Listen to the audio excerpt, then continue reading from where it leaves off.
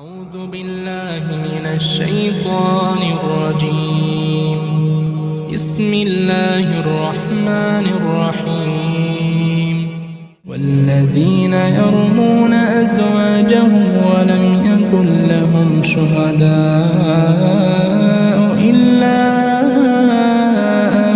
أنفسهم فشهادة أحدهم 4 شهادات بالله إنه لمن الصادقين والخامسة أن لعنة الله عليه إن كان من الكاذبين ويدرأ عنها العذاب أن تشهد 4 شهادات بالله إنه لمن الكاذبين والخامسة أن غضب الله عليها إن كان من الصادقين ولولا فضل الله عليكم ورحمته وأن الله تواب حكيم. السلام عليكم ورحمة الله وبركاته. ഖുർആൻ പദം 1155 ദിവസത്തിലേക്ക് എല്ലാവരെയും ഹാർദമായി സ്വാഗതം ചെയ്യുന്നു. പരിശുദ്ധ ഖുർആനിലെ 24-ാമത്തെ അധ്യായമായ സൂറത്ത് നൂറിലെ 6 മുതൽ 10 വരെയുള്ള ആയത്തുകളുടെ 3-ാം ദിവസ തുടർ പഠനമാണ് ഇന്ന്. ക്ലാസ് ആരംഭിക്കുന്നതിനായി ആദരണീയനായ ഡോക്ടർ A.I. വിലായത്തുള്ള സാഹിബിനെ ക്ഷണിക്കുന്നു. അസ്സലാമു അലൈക്കും വറഹ്മത്തുള്ളാഹി വബറകാതുഹു. അഊദു ബില്ലാഹി മിനശ് ശൈത്വാനിർ റജീം. ബിസ്മില്ലാഹിർ റഹ്മാനിർ റഹീം. വല്ലദീന യർമൂന അസ്വാജഹും വലം യകുൻ ലഹും ശുഹദാഉ ഇല്ലാ അൻഫുസുഹും ഫശഹാദതു അഹദിഹിം 4 ശഹാദാത്തിൻ ബില്ലാഹി ഇന്നഹു ലമിനസ് സ്വാദിഖീൻ والخامسة أن لعنة الله عليه إن كان من الكاذبين ويدرأ عنها العذاب أن تشهد 4 شهادات بالله إنه لمن الكاذبين والخامسة أن غضب الله عليها إن كان من الصادقين ولولا فضل الله عليكم ورحمته وأن الله تواب حكيم. صدق الله العلي. സൂറത്ത് നൂറിലെ 6 മുതൽ 10 വരെയുള്ള ആയത്തുകളാണ് നമ്മൾ പഠിച്ചുകൊണ്ടിരിക്കുന്നത്. ഇന്നലെയും മിനിയാന്നുമായിട്ട് ഈ ആയത്തുകളുമായി ബന്ധപ്പെട്ട കാര്യങ്ങളാണ് നമ്മൾ മനസ്സിലാക്കാൻ ശ്രമിക്കുകയുണ്ടായത്. ഈ ആയത്തുകൾ പൊതുവായിട്ട് ആയാത്തുൽ ലിആൻ എന്ന പേരിൽ നമുക്ക് മനസ്സിലാക്കാൻ സാധിക്കും. ലിആൻ എന്ന് പറഞ്ഞാൽ പരസ്പരം ശാപപ്രാർത്ഥന നടത്തുക എന്നാണ്. ഭാര്യാഭർത്താക്കന്മാരെ പരാമർശിച്ചുകൊണ്ടുള്ളതാണ്. തങ്ങളുടെ ഭാര്യമാരെ കുറിച്ച് വ്യഭിചാരാരോപണം നടത്തുന്ന ഭർത്താക്കന്മാർ, ആളുകൾ, അവർക്ക് സാക്ഷികളായിട്ട് അവരല്ലാതെ വേറെ ആരുമില്ല. വ്യഭിചാരാരോപണം തെളിയിക്കാനുള്ള 4 സാക്ഷികളൊന്നും അവർക്ക് കൊണ്ടുവരാൻ സാധിക്കില്ല. അങ്ങനെയുള്ള ഒരു പ്രതിസന്ധി നേരിട്ടുകൊണ്ടിരിക്കുന്ന അവസ്ഥയിൽ അവരെന്ത് ചെയ്യണം എന്നതാണ് ഖുർആൻ ഇവിടെ നിർദ്ദേശിക്കുന്നത്. അവര് 4 തവണ അള്ളാഹുവിന്റെ നാമത്തില് തങ്ങൾ പറയുന്ന കാര്യം സത്യമാണ്, തങ്ങൾ സത്യവാന്മാരാണ് എന്നത് ആണയിട്ട് പറയുകയാണ് വേണ്ടത്. 5-മതൊരു തവണ താൻ പറഞ്ഞത് കളവാണെങ്കിൽ അല്ലെങ്കിൽ താൻ സത്യവാനല്ല എന്ന് വരുന്നുവെങ്കിൽ അള്ളാഹുവിന്റെ ശാപം തന്റെ മേലുണ്ടാകട്ടെ എന്ന വിധത്തിലുള്ള ശബ്ദമാണ്. ഇങ്ങനെ പുരുഷൻ അല്ലെങ്കിൽ ഭർത്താവ് ചെയ്തു കഴിഞ്ഞാൽ അയാളുടെ ഭാര്യയ്ക്ക് ചെയ്യാൻ ശേഷിക്കുന്നത് 4 സാക്ഷ്യം അയാൾ പറഞ്ഞത് കള്ളമാണ്, അയാൾ കള്ളം പറയുന്നവനാണ് എന്ന് ശപഥം ചെയ്ത് പറയലും, 5-മതായിട്ട് ഇനി അയാള് പറഞ്ഞത് സത്യമാണ് എങ്കിൽ അള്ളാഹുവിന്റെ കോപം തന്റെ മേലുണ്ടാവട്ടെ എന്ന് ശപഥം ചെയ്ത് പറയലുമാണ്. ഇതാണ് അത് സംബന്ധമായിട്ടുള്ള വിധി. അള്ളാഹുവിന്റെ മഹത്തായ ഔദാര്യവും കാരുണ്യവും ഒക്കെ നിങ്ങളുടെ മേലുണ്ടായിരുന്നില്ലെങ്കിൽ, അള്ളാഹു ഒട്ടേറെ പശ്ചാത്താപം സ്വീകരിക്കുന്നവനും യുക്തിജ്ഞനുമായിരുന്നില്ലെങ്കിൽ നിങ്ങളുടെയൊക്കെ സാഹചര്യം, നിങ്ങളുടെയൊക്കെ വിവാഹബന്ധം ഉൾപ്പെടെയുള്ള കുടുംബപരമായ സാഹചര്യം അങ്ങേയറ്റം പരിതാപകരമാവുമായിരുന്നു എന്നുകൂടിയാണ് ഈ ആയത്തുകളുടെ അവസാനത്തിൽ അള്ളാഹു സൂചിപ്പിക്കുന്നത്. സൂറത്തുൻ നൂറിന്റെ തുടക്കം മുതൽ തന്നെ സ്ത്രീ പുരുഷ ബന്ധങ്ങളുമായി റിലേറ്റഡ് ആയിട്ടുള്ള കാര്യങ്ങളാണ് പറഞ്ഞു വരുന്നത്. അള്ളാഹു സൂറത്തുൻ അൻസൽനാഹ വ ഫറദ്നാഹ എന്ന് പറഞ്ഞുകൊണ്ടാണ് ഈ സൂറത്തിന് തുടക്കമിടുന്നത്. അള്ളാഹു അവതരിപ്പിക്കുകയും അള്ളാഹു നിർബന്ധമായ പിന്തുടരൽ അനിവാര്യമായ നിയമമാക്കുകയും ചെയ്തിരിക്കുന്നു എന്ന് പറഞ്ഞുകൊണ്ടാണ് വ്യഭിചാരവുമായി ബന്ധപ്പെട്ടുകൊണ്ടുള്ള നിയമനിർദ്ദേശങ്ങൾ നൽകുന്നത്. അതിനെ തുടർന്ന് സ്വാഭാവികമായിട്ടും ഉയർന്നു വന്ന ഒരു വിഷയമാണ് സ്വന്തം പത്നിമാരുടെ കാര്യത്തില് അവര് വ്യഭിചാര വൃത്തിയിൽ ഏർപ്പെട്ടു എന്ന് ബോധ്യമുള്ള ഭർത്താക്കന്മാര് അത് തെളിയിക്കുന്നതിന് 4 സാക്ഷികളെ കൊണ്ടുവരാൻ സാധിക്കാത്തൊരവസ്ഥയിൽ എന്ത് ചെയ്യണം എന്നത് ഈ ഒരു വിഷയത്തില് വളരെ നിർവികാരമായിട്ട് വിട്ടുകളയുക എന്നത് ബന്ധപ്പെട്ട ആളുകൾക്ക് ഏതായാലും സാധ്യമല്ലാത്തൊരു കാര്യമാണ്.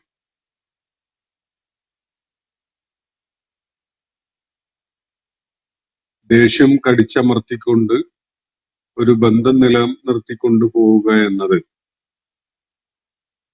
വൈവാഹിക ബന്ധത്തില് ഈ വിധത്തില്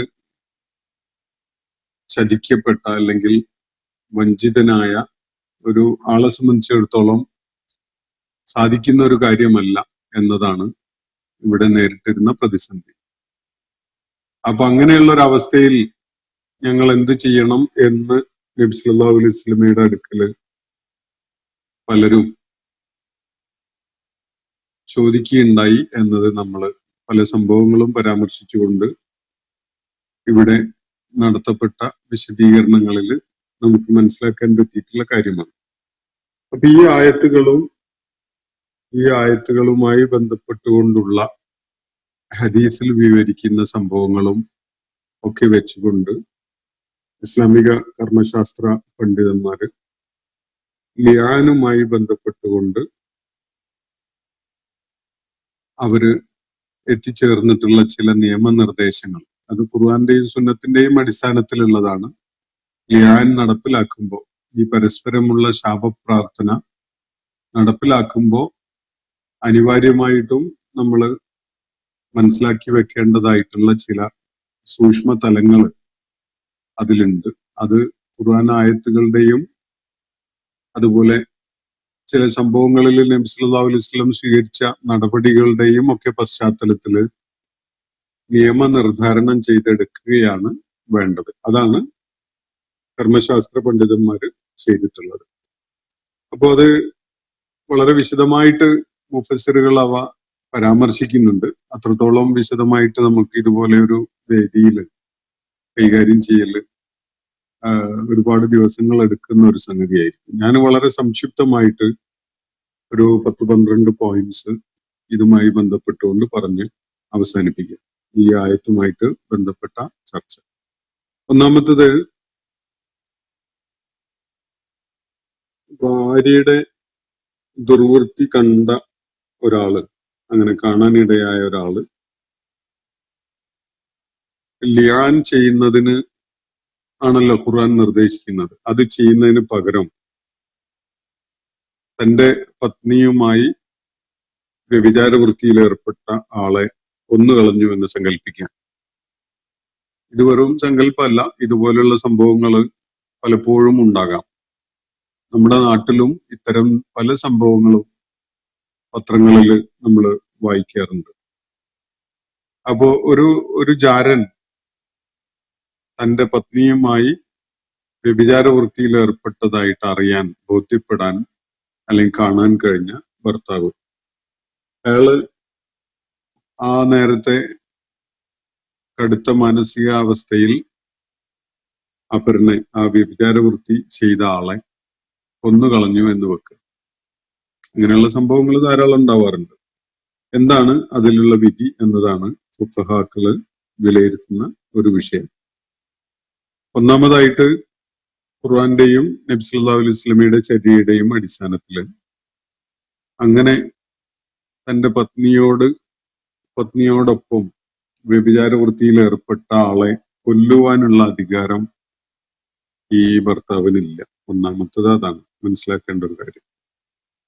അതുകൊണ്ട് തന്നെ ഈ വ്യഭിചാര വൃത്തിയിൽ ഏർപ്പെട്ട ആളെ കൊന്നുകളഞ്ഞതിന് ഈ ഭർത്താവ് കൊലക്കുറ്റത്തിനുള്ള ശിക്ഷ നേരിടേണ്ടതായിട്ട് വരും. അയാളുടെ പ്രവൃത്തിയുടെ പേരിൽ അയാള് വധശിക്ഷ അർഹിക്കുന്നില്ല എന്ന വിധത്തില് പണ്ഡിതന്മാര് ചൂണ്ടിക്കാണിക്കുന്നുണ്ട്. എന്നാൽ അതിനെ വിലയിരുത്തിക്കൊണ്ട് ചൂണ്ടിക്കാണിക്കപ്പെടുന്ന കാര്യങ്ങൾ, ഒന്ന്, വ്യഭിചാര വൃത്തി നടത്തിയ ആള് വിവാഹിതനാണ് എങ്കിൽ അയാളുടെ കാര്യത്തിൽ സാക്ഷിയെ ഹാജരാക്കുകയാണെങ്കിൽ മാത്രമാണ് അയാള് കൊല്ലപ്പെടാൻ അർഹതയുള്ളത്. അവിവാഹിതനാണ് തന്റെ പത്നിയുമായി വ്യഭിചാര വൃത്തി നടത്തിയതെങ്കിൽ അയാൾക്ക് വധശിക്ഷ ഏതായാലും ഇസ്ലാം വിധിക്കുന്നില്ല. അതുകൊണ്ട് തന്നെ അയാളെ കൊന്നുകളഞ്ഞുവെങ്കിൽ അത് ഈ കൊലക്കുറ്റത്തിനുള്ള അതിന്റെ ശിക്ഷ നേരിടാൻ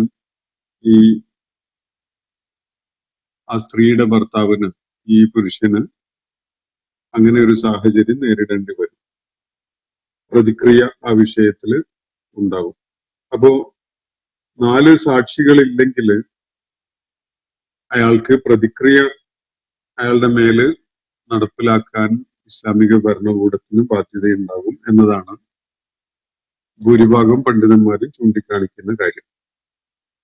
അതിൽ നിന്ന് അയാളെ രക്ഷപ്പെടുത്തുന്ന ഒരേ ഒരു കാര്യം, ഈ വ്യഭിചാര വൃത്തി നടത്തിയ ആള് മരണപ്പെടുന്നതിന് മുമ്പ് തന്റെ അവിഹിത വീഴ്ച സമ്മതിച്ച് പറയുകയാണെങ്കിൽ മാത്രമാണ് അയാൾക്ക് ആ ശിക്ഷ ഏറ്റുവാങ്ങേണ്ടി വരാതിരിക്കുക.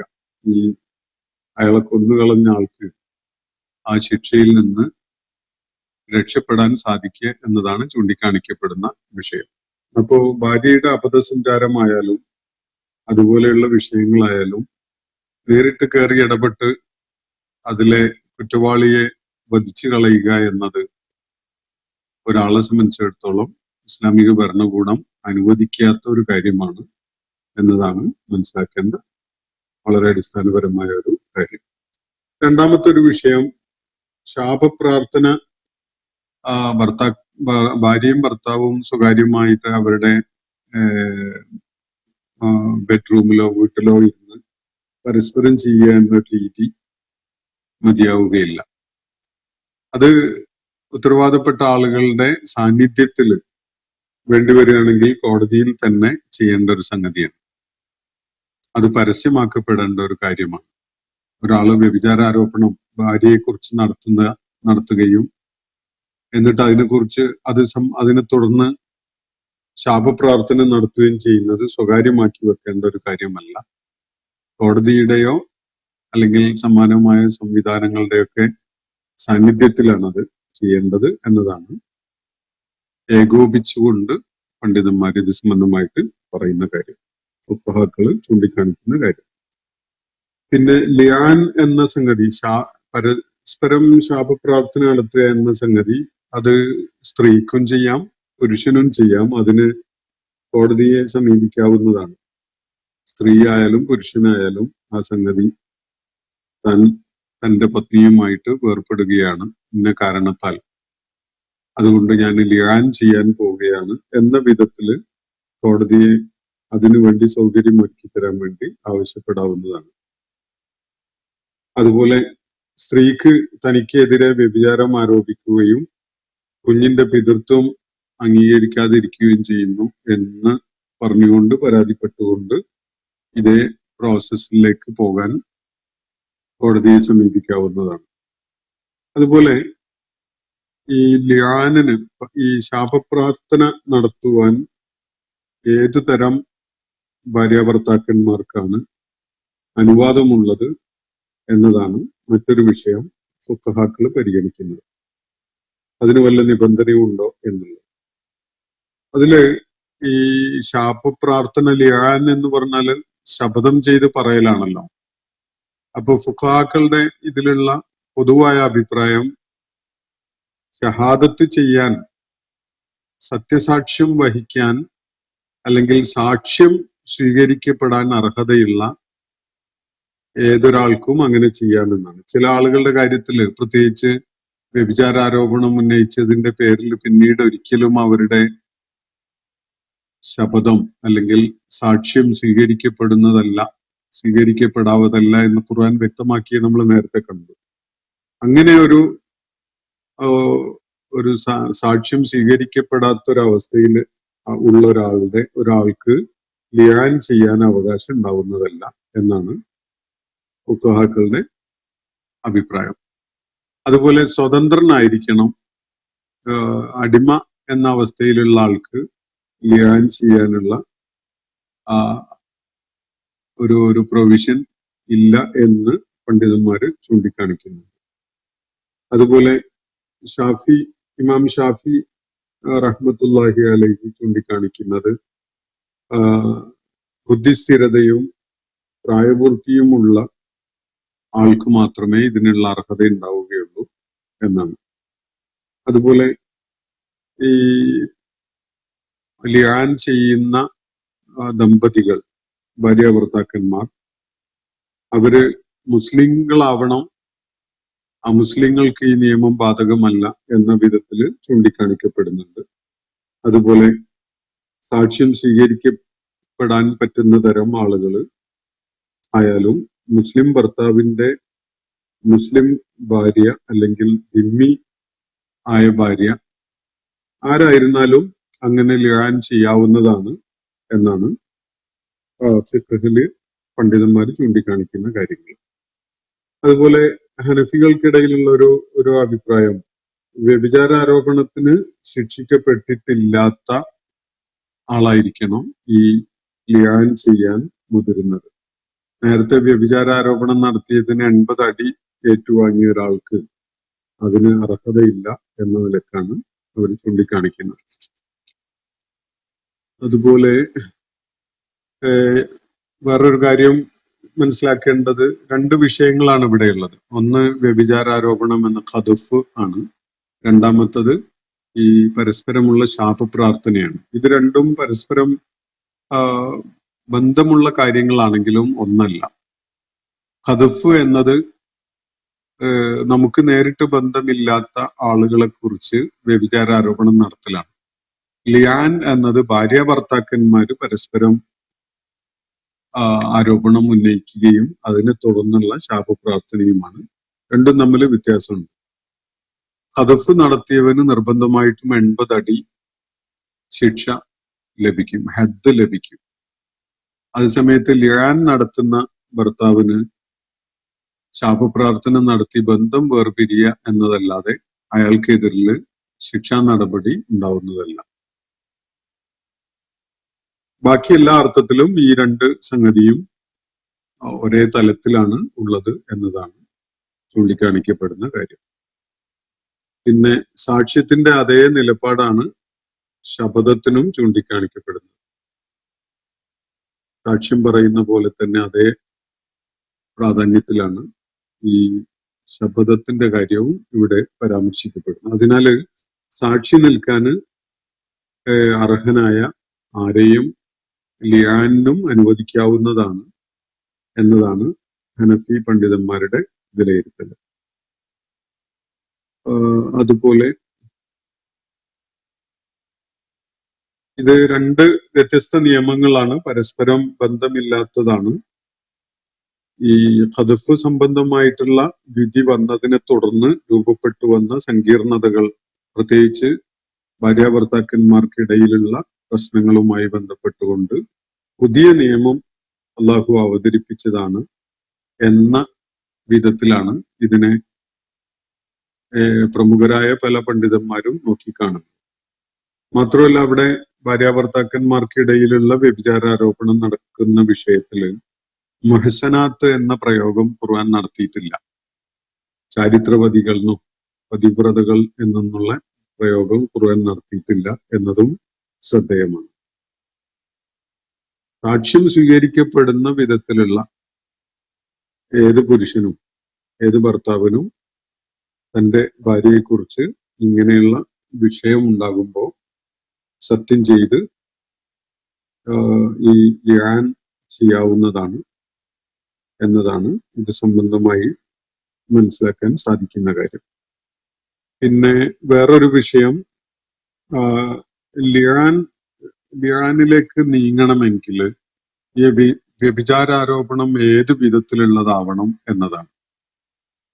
വ്യംഗ്യമായ പരോക്ഷമായിട്ടുള്ള സൂചന, വ്യഭിചാരത്തെ പരാമർശിക്കുന്ന പരോക്ഷമായ സൂചന മതിയോ? ആലങ്കാരികമായ ഭാഷയിലൊക്കെ പറയുന്നത് ആ നിലക്ക് പരിഗണിക്കപ്പെടുമോ?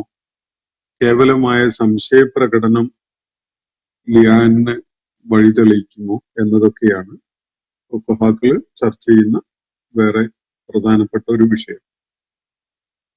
യഥാർത്ഥത്തിൽ ഇത്തരം സംഗതികൾക്ക് ലിആനിലേക്ക് കടക്കേണ്ടതില്ല എന്നതാണ് പൊതുവെ മനസ്സിലാക്കാൻ സാധിക്കുന്ന കാര്യം. വ്യക്തമായ വ്യഭിചാരാരോപണം നടത്തുന്ന ഘട്ടത്തില്, അതുപോലെ കുഞ്ഞിന്റെ പിതൃത്വം നിഷേധിക്കാൻ ഒരുമ്പെടുന്ന ഒരവസ്ഥ നിലനിൽക്കുമ്പോഴാണ് ഈ ലിആൻ എന്ന പരസ്പര ശാപപ്രാർത്ഥന നടത്തിക്കൊണ്ട് ബന്ധം വേർപിരിയ എന്ന പരിഹാരം ഖുർആൻ നിർദ്ദേശിക്കുന്നത്. അതിന് ജാരവൃത്തി നടത്തിയതായിട്ട്, അതായത് വ്യഭിചാരവൃത്തി നടത്തിയതായിട്ട് നേരിട്ട് കണ്ടു എന്ന വിധത്തില് പറയണമെന്ന് ഇമാം മാലിക് ചൂണ്ടിക്കാണിക്കുന്നുണ്ടെങ്കിലും ഖുർആൻ അത് വ്യക്തമായിട്ട് അങ്ങനെ പറയുന്നില്ല, അങ്ങനെ സ്പെസിഫൈ ചെയ്ത് പറയണമെന്ന് പറയുന്നില്ല. ആരോപണം ഉന്നയിച്ച ഭർത്താവ് ഇനി ശപഥത്തിന് തയ്യാറാകുന്നില്ല എന്ന് വെക്കുക, അങ്ങനെയാണെങ്കിൽ അയാൾക്ക് വ്യഭിചാരാരോപണം നടത്തിയതിന്റെ പേരിലുള്ള ശിക്ഷക്ക് അർഹനാണ്. ഒന്നുകിൽ അയാളെ തടവിലിടണം, എന്നിട്ട് ഒന്നുകിൽ അയാള് ആ വ്യഭിചാരാരോപണം പിൻവലിക്കുകയാണെങ്കിൽ അയാൾക്ക് വ്യഭിചാര ആരോപണം നടത്തിയതിനുള്ള ശിക്ഷയുണ്ടാവും. അതല്ലെങ്കിൽ അയാൾ ലിആൻ ചെയ്യണം, അതാണ് വേണ്ടത്. ലിആൻ ചെയ്യുന്നില്ലെങ്കിൽ അയാൾക്ക് ഖദഫിനുള്ള, വ്യഭിചാരാരോപണം നടത്തിയതിനുള്ള ശിക്ഷക്കുള്ള അർഹത ഉണ്ടാവും. 80 അടി ലഭിക്കാനുള്ള അർഹത ഉണ്ടാവും. ഇനി ഭർത്താവ് സത്യം ചെയ്ത് പറഞ്ഞ് ലിആൻ നടത്തിയതിന് ശേഷം ഭാര്യ 4 സത്യം ചെയ്യുകയാണ്, അയാൾ പറഞ്ഞ കള്ളമാണ് എന്ന് പറഞ്ഞുകൊണ്ട്, 5-മത്തത് പറയാൻ കൂട്ടാക്കുന്നില്ല എങ്കിൽ അതിന്റെ പേരില് ആ സ്ത്രീയെ വ്യഭിചാരിണിയായിട്ട് കണ്ടുകൊണ്ട് അവരെ ശിക്ഷിക്കാവോ എന്നതാണ് മറ്റൊരു വിഷയം. ഈ വിഷയത്തില് ശിക്ഷ നടപ്പിലാക്കാൻ അത് തെളിവ് മതിയായതല്ല. അവള് ശപഥം ചെയ്ത് പറയുന്നതിന് മാത്രമേ വിമുഖത കാണിച്ചിട്ടുള്ളൂ. ഗർഭിണിയാണെങ്കിൽ പോലും അവളുടെ മേൽ വ്യഭിചാരത്തിനുള്ള ശിക്ഷ നടപ്പിലാക്കാൻ അത് മതിയായ കാരണമല്ല എന്നാണ് പ്രമുഖരായ ഫുഖഹാക്കള് ചൂണ്ടിക്കാണിക്കുന്ന കാര്യം. ഇവള് ഗർഭിണിയായപ്പോഴാണ് ആരോപണം ഉന്നയിക്കപ്പെട്ടത് എന്നത് പോലും ശിക്ഷ നടപ്പിലാക്കാനുള്ള കാരണമല്ല. കാരണം അത് ഗർഭമായിക്കൊള്ളുന്നില്ല, പ്രസവം കഴിയുന്നത് വരെ കാത്തു നിൽക്കുകയും അക്കാര്യത്തിൽ വ്യക്തത ഉണ്ടാവുകയൊക്കെ ചെയ്യണം എന്നതാണ് ചൂണ്ടിക്കാണിക്കപ്പെടുന്ന കാര്യം. അതുപോലെ പിതൃത്വം നിഷേധിക്കുകയാണ് ഈ ഭർത്താവ് എങ്കിൽ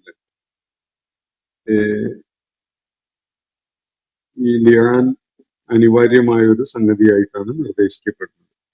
അതേസമയത്ത് ഈ കുഞ്ഞിനെ സ്വന്തം കുഞ്ഞ് എന്നുള്ള നിലക്ക് ലാളിക്കുകയും അതിന് താലോലിക്കുകയും ഒക്കെ ചെയ്തുകൊണ്ട് പിതാവ് എന്നുള്ള നിലക്ക് അയാള്